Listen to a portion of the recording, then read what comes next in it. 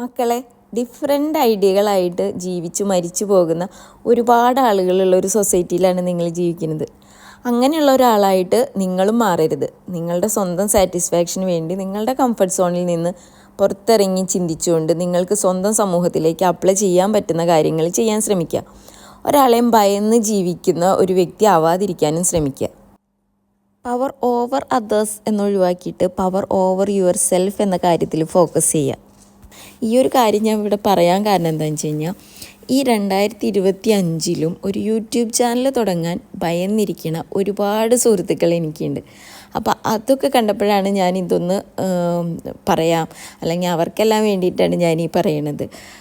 വേറൊന്നും കൊണ്ടല്ല, നമുക്ക് എന്താണോ ചെയ്യാൻ ആഗ്രഹമുള്ളത്, എന്ത് ചെയ്യുമ്പോഴാണോ നമുക്കൊരു സന്തോഷം കിട്ടുന്നു തോന്നുന്നതെന്നുണ്ടെങ്കിൽ ആ ഒരു കാര്യം നമ്മളങ്ങ് ചെയ്യുക. മറ്റുള്ളവർ പറയും, എന്ത് ചെയ്യും, നമ്മളെക്കുറിച്ച് എന്ത് വിചാരിക്കും എന്നൊക്കെ തിങ്ക് ചെയ്തുകൊണ്ടിരുന്നു കഴിഞ്ഞാൽ നമുക്ക് എവിടെ എത്താൻ പറ്റില്ല, ഒന്നും ചെയ്യാനും പറ്റില്ല.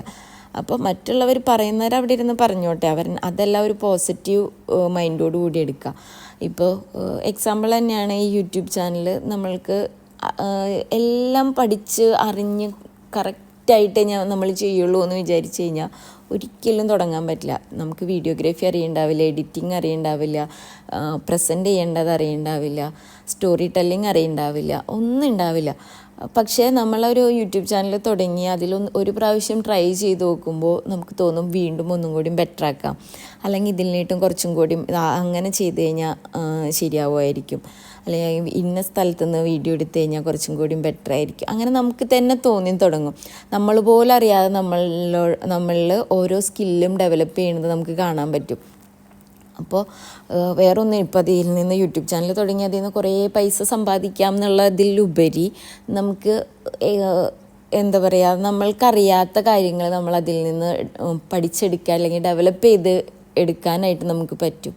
അപ്പോൾ ഈ 2025 ഒരു യൂട്യൂബ് ചാനൽ തുടങ്ങാത്തവരുണ്ടെന്നുണ്ടെങ്കിൽ ഇന്ന് തന്നെ തുടങ്ങുക. അതാണ് എനിക്ക് എൻ്റെ കൂട്ടുകാരോട് പറയാനുള്ളത്.